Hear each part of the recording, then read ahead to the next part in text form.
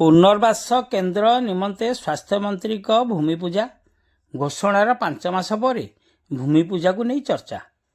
खंडपड़ा सहरांचल पुरातन गोष्ठी स्वास्थ्य केन्द्र दीर्घ प्राय 5 मास पर पुनर्वास केन्द्र प्रकल्प निमंते शिलान्यास कार्यक्रम अनुष्ठित होइछि।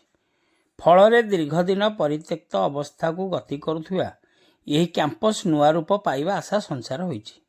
आज अपराह्न राज्य सरकारंकर स्वास्थ्य और परिवार कल्याण विभाग मंत्री डॉक्टर मुकेश महालिंग, स्थानीय विधायक दुष्मंत कुमार स्वाई, तहसीलदार विश्व विश्रुत त्रिपाठी, बीडीओ अंकुर अभिलाष प्रमुख उपस्थित थिले।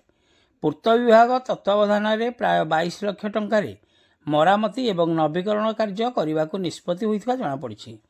जिलार एकमात्र प्रकल्प भावे हेबाकु थिबा एही केन्द्र रे कौनसी कारणरू भिन्नक्षम हो जाइथिबा व्यक्ति मानक पई अत्याधुनिक जंत्रपाति सहायता कृत्रिम अंग प्रत्यंग तैयारी हेबा सहित स्नायुगत समस्या जोगु चलाबुला करि पारु नथिबा व्यक्ति मानक पई रोबोटिक थेरापी द्वारा चिकित्सा सुविधा जोगाई देबा नै लक्ष्य रखा जाइछि।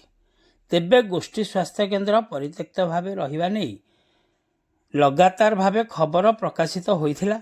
अन्य पक्षरे अत्याधुनिक पुनर्वास केन्द्र को अंचलवासी स्वागत करथिबा बेले प्राय 5 मास पर शिलान्यास हेबा एवं शीघ्र कार्यक्षम को नहीं आशंका प्रकाश पाइछि।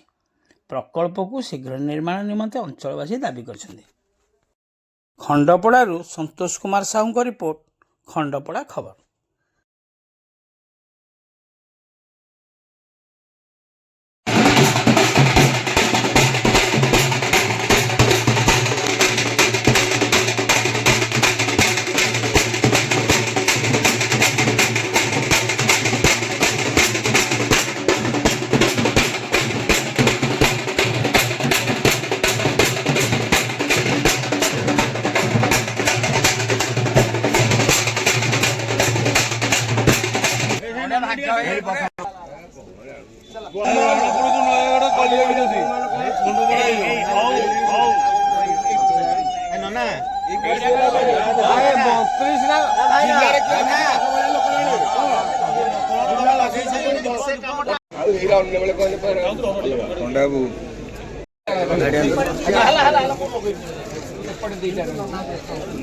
आपको तुरंत केमिति आमे काम लगेबा जहा आज आम यशस्वी मुख्यमंत्री श्रीयुक्त मोहन माझी जो कथा देइथिले जे 30 कोटी टंका व्यय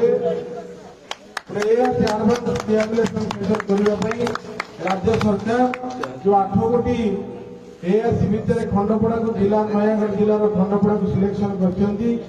एही अवसर में समस्त शुभेच्छा जनाऊँ, धन्यवाद जनाऊँ। आज भूमि पूजन कार्यक्रम रे आमे पाइजे आम माननीय स्वास्थ्य मंत्री को धन्यवाद देवी।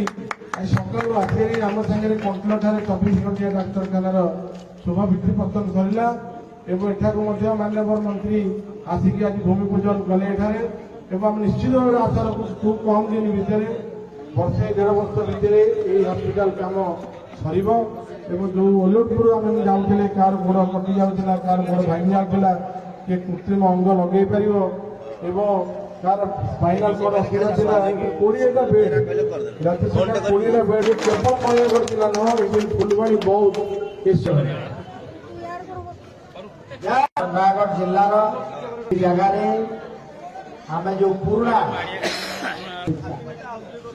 आज आपण मानकर